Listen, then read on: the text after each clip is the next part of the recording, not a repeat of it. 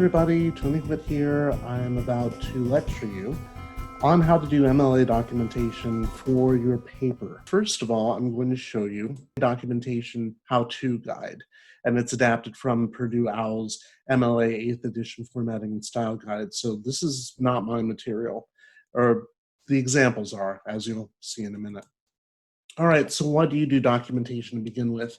You're doing it in order to defend yourself against accusations of plagiarism, which is pretty easy to commit, not even intentional plagiarism. It's very easy for somebody to word for word copy something out of a source and not realize what they needed to do was give credit to that source. That's probably the most common form of plagiarism I ever see. I rarely see anymore students that turn in an entire paper from online, changing a word or two, and then saying, oh, I didn't realize I was supposed to cite that. Yeah, that's intentional plagiarism. Whereas if you've forgotten to put some quotation marks around something and forgotten to say who it comes from, that's a little more forgivable, but it's definitely a more common form of plagiarism. You should still avoid it. You also simply need to give credit where credit is due. If you are using the work of somebody else, then you absolutely positively need to say who that person is and why you're using them. And also, it's going to point interested readers in the right direction if they want to read more. So if I see that you have found a very interesting article on your particular topic, I may want to go and check it out myself, in which case you're going to need to tell me exactly where to find it. And that's what this is for. MLA stands for Modern Language Association. It's the style of formatting that is used in various humanities disciplines. And we're using it specifically because no matter what your major is, this is a humanities class. So you do need to conform to the necessities for that particular class. MLA regulates overall document format, in-text citation style, and the works cited page formatting. And in fact, the paper template that's up in the handouts folder of modules, handouts module in Canvas is going to be formatted in the correct way. And I'll show you how that works here in a second too. Now, what we're using is the 8th edition of the MLA handbook, and that change has been around for a while. If you've learned MLA, you probably learned this version. If you're slightly older, or you learned MLA a long time ago, it's a very different kind of thing. Here's all you need to know. There are 3 guiding principles to sourcing an MLA. It's cite simple traits shared by most works. Most works have an author. If they don't have an author, they have a title. And if you don't have a title, you probably have the name of the source, like a journal or a website or a television show or something like that. You should also remember that there's more than one way to cite the same source, because some of you may be looking at a source from, say, Academic Search Complete. Others of you may have found it on another database. If that's the case, then you might be citing it in very different ways, but it's still going to be the same source. And you should also make your documentation useful to readers. In other words, your readers need to be able to figure out what you're sourcing from your documentation. There are 2 elements to MLA documentation. There's the in-text parenthetical citation, and that doesn't always use parentheses, by the way, which is why parenthetical is a parenthetical here. And there are bibliographical citations, which go only on the works cited page. An in-text citation is a brief reference in your text indicating the source, which should give your reader enough information via the credit tag or the signal phrase or the attribution for your reader to find the source on the works cited page. And I will show you what each of those credit tag, signal phrase, attribution, they all mean the same thing. They all refer to the same thing. When you're doing a print work with one author, which is pretty rare these days because most people do online sources, you give the author's name and the page number after a quote or a paraphrase, but only if the page is available. If you don't have a page number, don't put a page number. And let me make it clear, if you are using a printout and it says page 1 of 3, page 2 of 3, page 3 of 3 in the upper right-hand corner, or the lower left-hand corner, or wherever it shows up, do not use that. That's what's called non-fixed pagination. which means that somebody printing that source, probably a web source in most cases, on their own printer is going to get different pages than you do. If you've got fixed pages, like a print source does, you should use those. And that also goes for anything that you have a PDF of. If you have a PDF of an article, then you can use the page numbers because those are fixed. Give only the page number if the author's name appears in credit tag. And I'll show you what that looks like in a second. Use an ellipsis, 3 dots, to show where parts of the original text have been deleted. And that's usually for space considerations. Be careful of that. I once had a student who used ellipses to cut out things like the word not and don't in a particular author's quotation so that it sounded like the author was agreeing with him, and actually the author believed the exact opposite of what the student believed. And the only way I caught it was because I was like, there's an awful lot of ellipses here, and I know this author doesn't feel this way, so let me go back and check the original. Ah, yes. So be honest about your ellipses use, please. You should also use brackets to show information that's not appearing in the original, or showing a shift in position, or showing a correction, or showing that there is an error that the author made originally, which is not your error. And this includes books, magazines, and newspaper articles in print or in PDF form when you have a page number for them. For example, say you have this original text from the New York Times by someone named Jonathan Goldman, pages 13 to 16, and the original name of the original text is The Case Against President Trump. This was a while back. And it says, for many in the Republican establishment, the nomination of Donald Trump as the GOP candidate for president in 2016 was a source of humiliation. They seem to have gotten over that. All right, there are a couple ways you can cite this. You see that we have 2 paraphrases and 2 direct quotations. And there are various different ways that these can be cited. And I'll show you what those are. If you have a paraphrase without a credit tag, which is something like Goldman says, or according to the New York Times, or so-and-so states, or in the movie, it says that, that's a credit tag. This one doesn't have one, and it's a paraphrase. Trump's nomination humiliated the GOP establishment. That's essentially what this says in different words. You would just, at the end of it, put Goldman 14, because that's probably the page it came from, and you put a period after the citation, not here. This is not the end of the sentence. This is. Here you do have a credit tag. It's still a paraphrase. Goldman says that Trump's nomination for president embarrassed the higher-ups in the Republican Party, page 14. Perfectly fine. Here we have another credit tag, and you notice that here the credit tag and the sentence is being married to the quotation. So it's going right into it, which is why we're using those commas. Goldman says that for the GOP, the nomination of Trump was a source of humiliation. And here we've used ellipses to show that parts of that original quotation are missing, but it's fine because this still says what the original quotation said. And finally, we have another direct quotation. Goldman states, for many in the Republican establishment, the 2016 nomination of Donald Trump was a source of humiliation. Oh, bless you. My kitty's having a sneezing fit. This is showing that there's information missing. This is showing that the information was in a different spot in the original quotation. That's perfectly fine to do. You can even do that if you have information that's not included in the source quotation that would explain it. So that's why you would use the brackets there. Now, what if you have an author or authors who are quoting somebody else? Say you have an original text such as Healthcare Bill Moves Forward, again, New York Times, by Hers and Horn and Pear, which sounds like a lovely German dessert, but it's not. It's 2 authors from the New York Times. And this is the sentence you want to write. Marcy Kaptur, Democrat of Ohio, said the healthcare bill that will move forward today is actually a bill about life. Sure. How would you cite this? Think about it for a second. You need to show in the sentence somewhere where the reader would go, on the works cited page to find your source.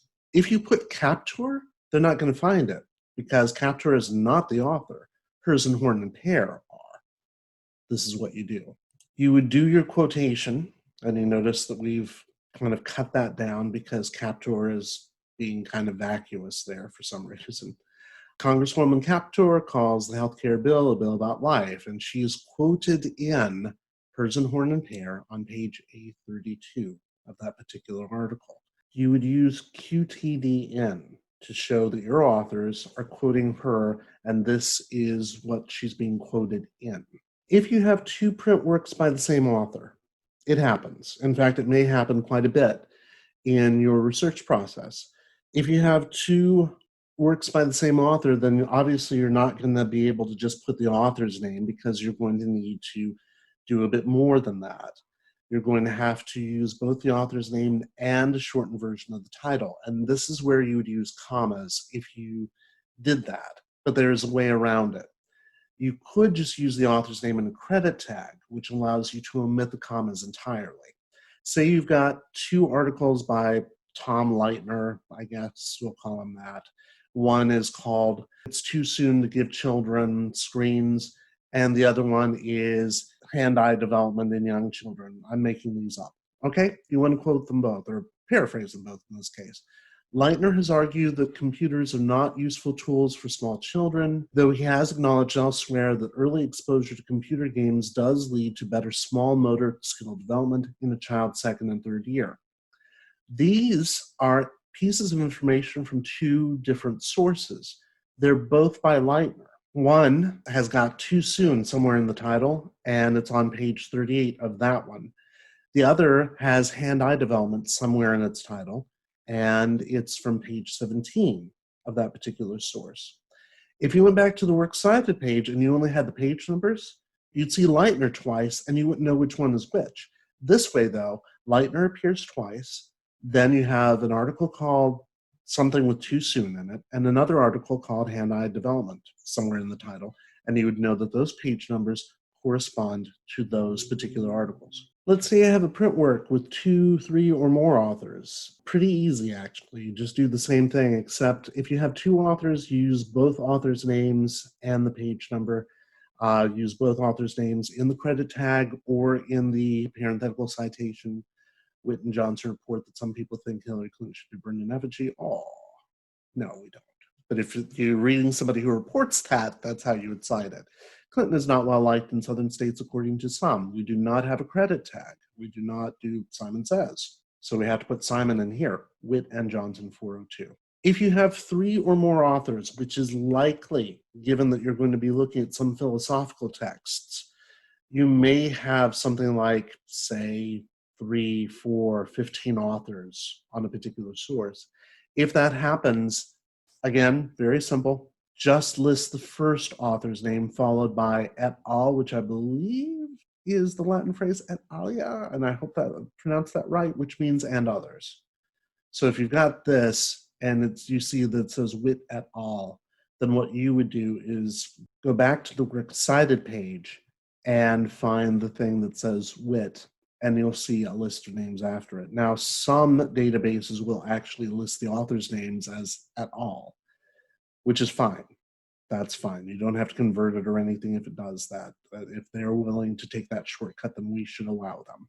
Non-print sources are both easier and more difficult sometimes. For one thing, you always have to use a credit tag. You're always going to have to say, according to so-and-so, or in this episode of such and such, or according to the YouTube video, blah, blah, blah. Because you're not going to put web links in your paper, in the actual text of the paper, because that looks awful. Parenthetical citation should only be used if you're not certain the reader's going to know where to look. For television shows, movies, YouTube videos, give the name of the show, the movie, the YouTube channel in the credit tag. Say what the specific episode is if you need to. For web pages, give whatever information is available to direct the reader to the correct entry on the works cited page. For direct quotes, do not use page numbers. Web pages do not have page numbers. Remember what we've said. You may have learned an earlier version of MLA where they told you to put paragraph numbers. You don't even have to do that. You just have to say, according to the website, blah, blah, blah. And that will be enough for your reader to go back to the works cited page and find your source. For example, on the American Medical Association website, an article states composition teachers have the highest incidence of heart disease in any college-related profession. Yeah, that's true. With that, all you would need is to go back to the works cited page and you'll see that something is listed as American Medical Association website and probably nothing else because there's no title given there and there's no author. In fact, there could be a title and an author, and this is all you'd need. And that's perfectly fine. Now, once you are ready to do your works cited, you should use this checklist to make sure you have everything in place and in the right spots. First of all, did you include the heading works cited? Or if you only have one work, which of course you won't do because, well, you might on the paper proposal if you decide to do one quotation. Did you say work cited? It's not a bibliography. It's not a references page. It's not a sources page. It is a works cited page, and it should be labeled accordingly. Did you center that heading with no underlining? Did you list only the resources that you quoted or paraphrased in your paper?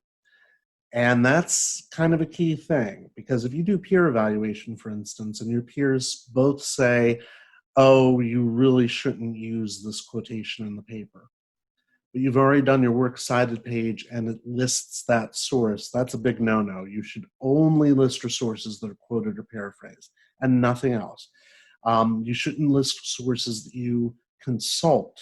Did you list those sources in alphabetical order according to author's name or to article name or to website name or journal name? Did you double space everything? Everything gets double spaced. Did you indent each line after the first line of each resource? That's a hanging indent. I'll show you how to do that. And did you list the information in the correct order? By the way, you don't have to have all of these things, but this is the order that they should go in if you have them. So if you have an author, a title, a publisher, and a location, and nothing else, this is the order those things would go in, as you can see on a slide coming up. Did you include the URL and date of access if required by your instructor? This is optional for most classes. For this class, it's mandatory. So according to MLA rules, remember this because it might be in a Kahoot. URL and date of access is optional according to the instructor. For this class, you have to do it. Did you check for all the picky punctuation marks such as periods and commas at the end of each part of each resource and at the very end of the resource listing? That's pretty important. And did you double check the parenthetical citations in the body of your paper to make sure you use the same punctuations on the works cited page? For example, did you use italics for books, magazines, newspaper articles? Did you use quotation marks for article titles? That's very important. This is not only the order those bits of information come in, it also tells you what punctuation mark you would put after each one. Author's name always gets a period. Titles always get period. The rest of these get commas unless they are the last resource listed. The last resource, no matter what it is, it could be location, could be publication date, could be publisher, could be number, could be version, always gets the period.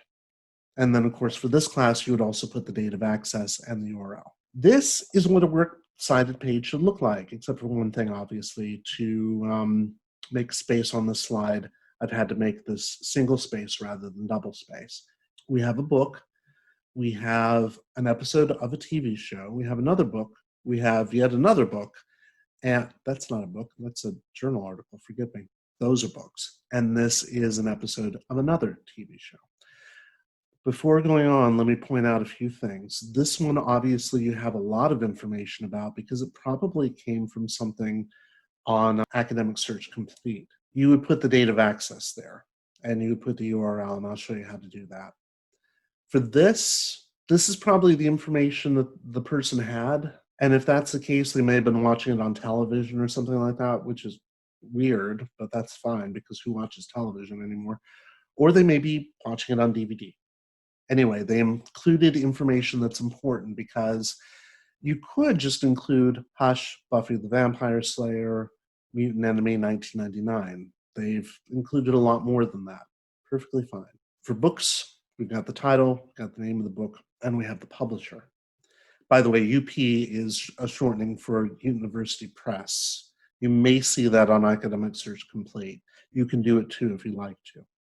And here you have an episode of a television show, and it's obvious that they went to Hulu and watched this, which is why they include the URL and the date of access, which they didn't do here. With authors, you begin the entry with the author's last name followed by a period and the rest of the name as presented in the work, and end this element with a period. So Naomi S. Barron would become Barron, S. Barron, Naomi S. period. Middle initials go there. Junior goes there. Senior goes there. If you were doing Dr. Martin Luther King Jr., for instance, you would say King, Martin Luther, Junior, period. And here, Alan Jacobs becomes Jacobs, Allen. If you had multiple sources, this first one would be listed like this, and then the second author would be listed normally. So this would be Barron, Naomi S., and Tony Whitt, if I were the second author. And if it were et al., then obviously you wouldn't need to worry about that at all. Remember, books and websites should be in italics. I don't know why that's happening. I apologize for that space. And this is doing the same thing. Probably because in the original source, they were hanging indents. The website is here. That's the title of the source in this case. So this person is citing something from a web source. Here, it's going to be the book. Periodicals, journals, magazines, newspaper articles, television episodes, and songs. That's going to be articles, not the periodical itself, because that would obviously be in italics, but these things should be in quotation marks. So a song title goes in quotation marks. An article in a journal goes in quotation marks. An article in, say, Time Magazine or Newsweek or USA Today or something like that would be italicized, but the article itself, the headline, would be in quotation marks. Container. A container is something that contains something else. It's a larger thing that contains something else, which means it's a catch-all term, almost literally, for something like an anthology of essays. This essay comes from this anthology, so that's the title of the container, edited by Jeffrey Nunberg, University of California Press, et cetera, et cetera. Here, the container is the website. Now, you notice it's pretty much the same citation as the last one, except in this case, 1, we have her name. 2, we have the name of the article she wrote. 3, we have the name of the website that contains it. And you notice that the web link is here without the access date. You also notice that it's broken. I'll show you how to fix that because it's actually really, really simple. And here we have the name of a TV show contained in a television show. All right, good so far? Bored so far? I know you are. Don't worry, we're in the home stretch. Version numbers are important, especially if you're quoting from the Bible, which some of you may end up doing. You need to tell us which version of it is, because if you quote Mark 2, verse 13, it's going to be worded differently depending on the version you have. If you have the authorized King James version from Oxford UP, it's going to sound different than, say, the New Visions version, which is hard to say, or a new translation of the Bible, or the original, if you're deciding to go back to Latin or to Greek. You have to tell us which version of it is that you are citing from. Same thing with books that have multiple editions. The reason why you do this is because if you were to quote from this book, but you have the 6th edition, the page numbering is going to be different. And the reason why is because the size of the book may be different and there may be new articles in it. Or if it were a single author, they may have added things to their book in the intervening editions. You need to give us what the edition number is so that we have the correct pagination. And finally, if you have a movie like Blade Runner that has 25 different versions, you need to tell us which version you're talking about. Really all you're going to need is the name of the director, since they're considered the author of the movie, the name of the movie, and the date that it was released. That's generally enough to do it, unless there's a different version, because some versions have extra scenes. And if you do that, especially on DVD, then you have to tell us which version it is and when it was released. Publishers produce and distribute the source to the public, but it could be more than a publisher. It could be, for instance, a museum, because they're the one that distributes this source, which happens to be a photograph, I believe. This would be the publisher for this thing. And this television studio, I'm sorry, movie studio in this case, would be the publisher and distributor for this movie. Give publication dates if you have them. The same source may have been published on more than one date, such as an online version of an original source. This happens with newspapers all the time. The New York Times will print a print version, obviously. And then if you go online, you might find an updated online version, which includes corrections that could not have been put in print. That's why you give the publication date if you have something like that. For articles, it's just smart, because Film Quarterly volume 61, number 3 may give you enough information, but you may want to include this too. And here, the publication date, it's only important for Buffy the Vampire Slayer because, one, you want people not to be confused and think it's the 1992 movie, or that it's the remake they keep saying they're going to do. Yeah, you need the publication date. Location, location, location. Be as specific as possible in identifying a work's location so that your reader can find it. For articles, give the page range. This is going to be included in most citations that you do through Academic Search Complete or through any of the other databases you may use. The reason why you're going to do it is because if you have a PDF, then of course you're going to give the page number in your citation. But what if you have an HTML full text citation? You'll have only this. You will not have the page number for the particular quotation. This lets me know that you did have that information, but it came from an HTML full text. And thus, I will not expect a page number from you. Here, if it's a museum, there are plenty of museums of modern art. There's only one that counts, though, and that's in New York. And, of course, web addresses. This one, as you see, is broken. I'm going to show you how to fix that here in just a moment. In fact, let's go ahead and copy this. Well, we can't copy it out. All right, this is what you do. You use tinyurl.com to create a shortened version to prevent spacing issues on your works cited page. I'll show you how to do that in a minute. And you give the date of access after that URL. So this and this should always come last in your citation. Now you notice that this, in fact, I'll go back and show you, this is the same source as this. What sorcery is that? If you look at this URL, you notice it's not even as long as some URLs could be, but it still could break. So what you would do is you would copy it, and you would take it to this address, which is tinyurl.com, and put the long address here, and click Make TinyURL. And boom, we have it. You notice that this is going to be the new address. You can copy it to your clipboard or open it in a new window. If we were to copy it to clipboard and open a new tab, then we get the same URL that we had before. And that's going to be incredibly helpful. You're going to have to enable editing. This is what it's going to look like. If you don't see this ruler, then you need to go up under View and click here. See how that toggles the ruler on and off? Make sure that your ruler is on. All right, and obviously you would put your name here. And the course and section number is already done for you. This assignment is going to be topic proposal, and it is due March 29th.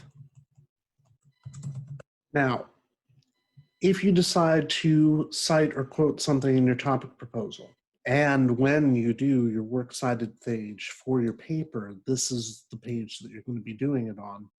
And you notice that you've got this already pre-formatted. In fact, if I highlight this, you're going to see something happen. Did you see it? If you didn't, be looking right up here, right here where this hourglass design is. As soon as I highlight it, that little jobby right there is going to pop forward. And if I put my cursor over it, it says hanging indent. If you're doing a hanging indent, all you have to do is have it right there so that the lower lines are not flush left to the margin as this is. Another way to do this is to go up under paragraph and go to indentation. Most paragraphs are indented by indenting the first line, and that's how you do that.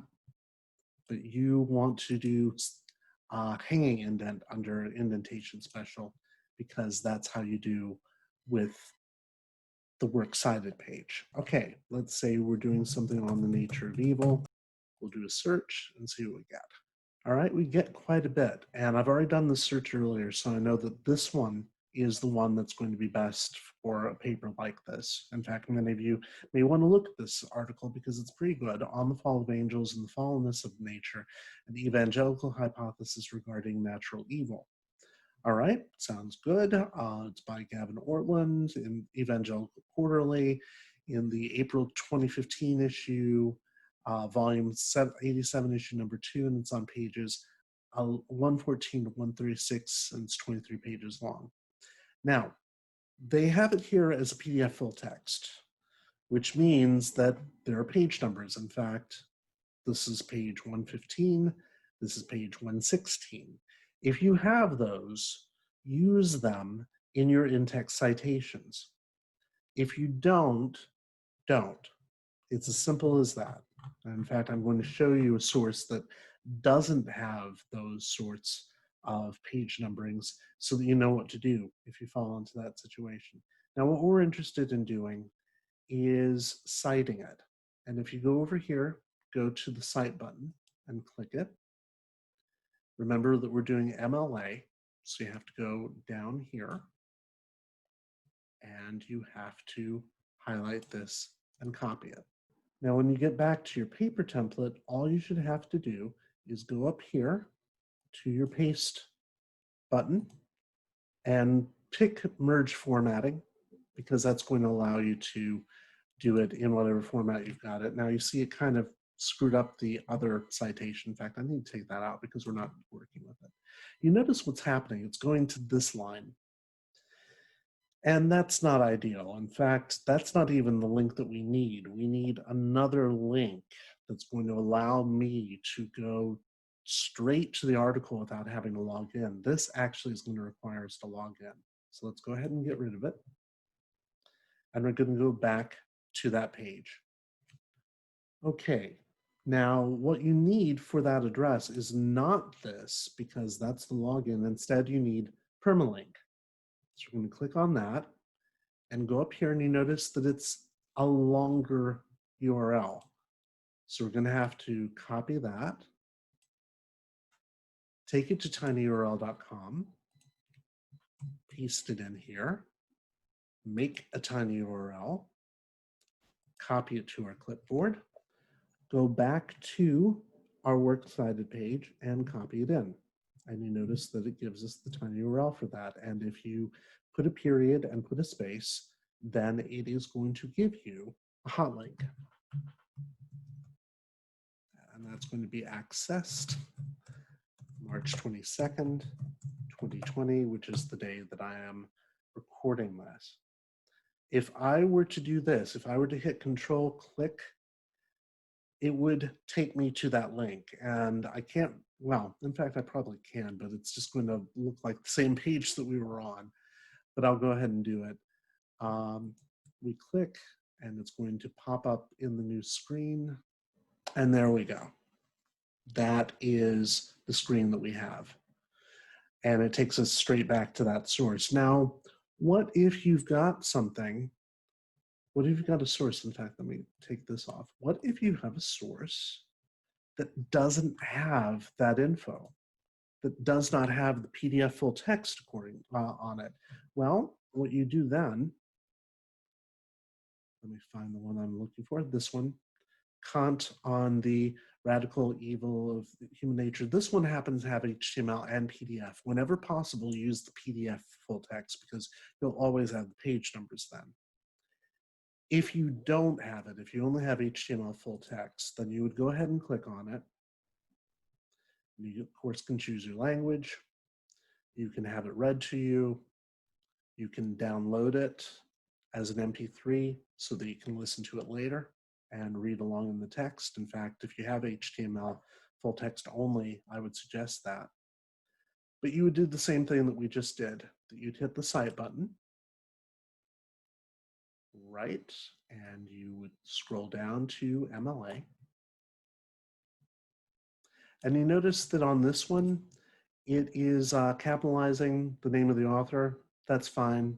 Don't worry about it. It's perfectly fine. You would go back to your page. And since the author's name starts with an F rather than an O, it's obviously going to go before this. And this is why we use paste merge formatting. Let me show you how that works. If we merge the formatting, then it's going to go into the correct font number. Now, if you get something like this, don't worry about it because I can still find the source with all this information. If I know that's from EBSCOhost, I can look it up myself. But if you want to save me the trip, then you can do the same thing with the permalink that we did last time. You would go back here, you would hit permalink, copy this, take it to tinyurl.com, paste it, make the tiny URL, copy it to your clipboard, go back to your Word document, and then paste it in. And there you go. If you have any questions about the process you just saw, go ahead and email me, text me, get in touch with me. Otherwise, we'll see you in class. Take care.